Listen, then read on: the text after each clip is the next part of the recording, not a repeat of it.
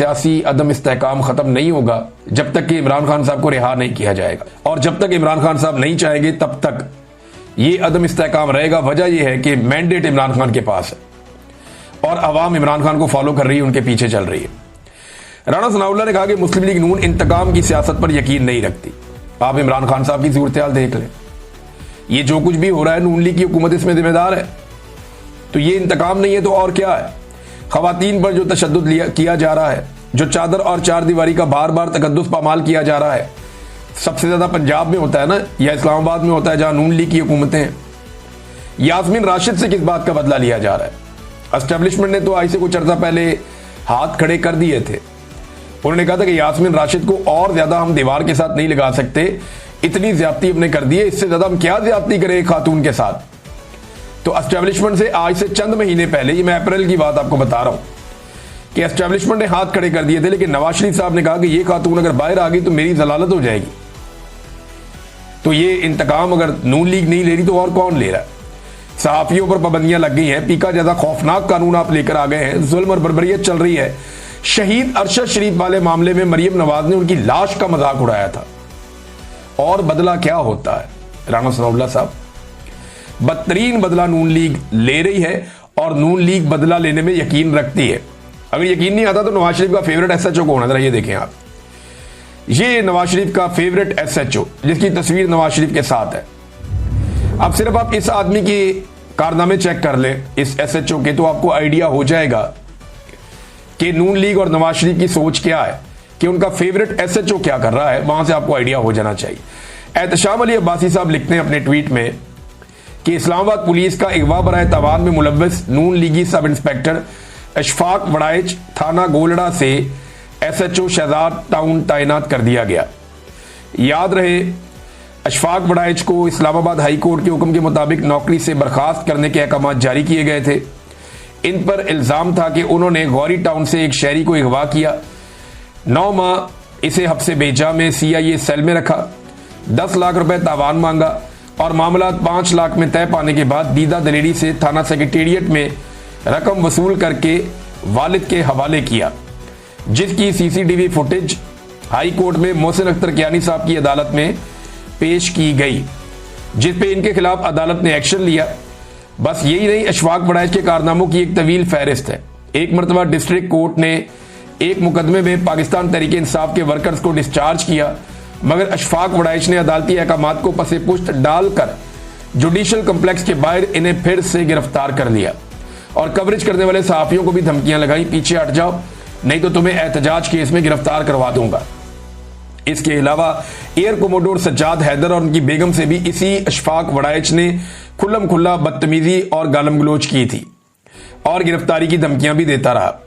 एक मजीद वाकया आपको याद होगा कि पाकिस्तान तहरीक इंसाफ के कारकुनों खवातीन पे क्रैकडाउन के वक्त एक रात 1:30 बजे राणा सनाउल्लाह ने प्रेस कॉन्फ्रेंस की थी और कहा था कि पीटीआई की जेल में मौजूद खवातीन के साथ कोई बुरा सलूक नहीं हुआ। इस दिन दरअसल हुआ यह था कि एक इसी नून लीगी एसएचओ अशफाक वड़ाइच, जिसने पीटीआई की जेल में मौजूद खवातीन के साथ छेड़छाड़ की और उनको रेप की धमकियां दी, जिसके बाद वो वाकया बाहर लीक होता इससे पहले राणा सनाउल्लाह प्रेस कॉन्फ्रेंस करने आया और उसको झूठ करार दे दिया। डॉक्टर मारंग बलोच भी इसी नून लीगी एसएचओ अशफाक वड़ाइच के थाने में कैद थी। डॉक्टर मारंग बलोच पर भी अपने 3 साथियों से मिलकर तशद्दुद किया। इस दौरान हामिद मीर के साथ भी इसी एसएचओ ने बदतमीजी की।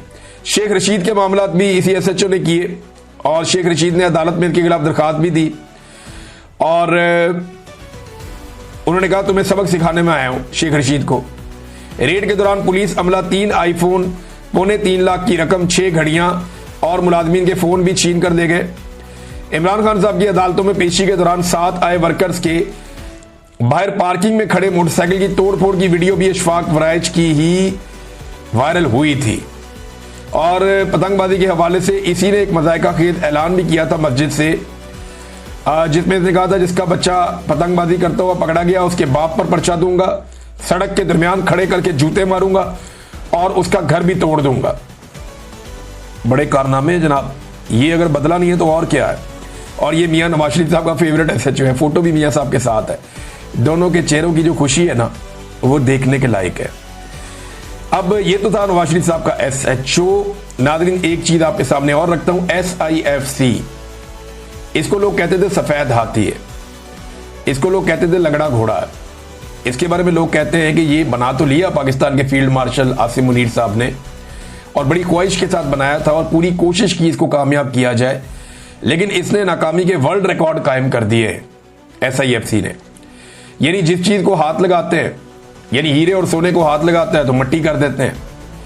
हालात आप यहां से चेक करें कि मुल्क में सरमायाकारी 50 साल की कम तरीन सतह पर पहुंच गई। इस इदारे ने सरमायाकारी लेकर आनी थी। मुल्क की तारीख में पहली बार 50% कपास की फैक्ट्रियां गैर फाल हो गई। इस इदारे ने पाकिस्तान में ज़राअत को ठीक करना था। किसान इतना परेशान माजी में कभी नहीं था जितना अब परेशान है। इस इदारे ने किसान की हालत बदलनी थी। सियाहत के मामलात को इन्होंने बेहतर करना था, अपने हाथ में ली। सियाहत कहां से कहां पहुंच गई। इंडस्ट्री, सियाहत, मुल्क के हालात, हर चीज जो SIFC से जुड़ी हुई है वहां पे एक बड़ा फेलियर है। हत्ता कि जो सेंट्रल कॉन्ट्रैक्ट का ऐलान हुआ खिलाड़ियों के, कोई भी खिलाड़ी एक कैटेगरी का अहल नहीं हो सका और एक कैटेगरी खत्म हो गई। बाबर और रिजवान की भी तनजली हो गई।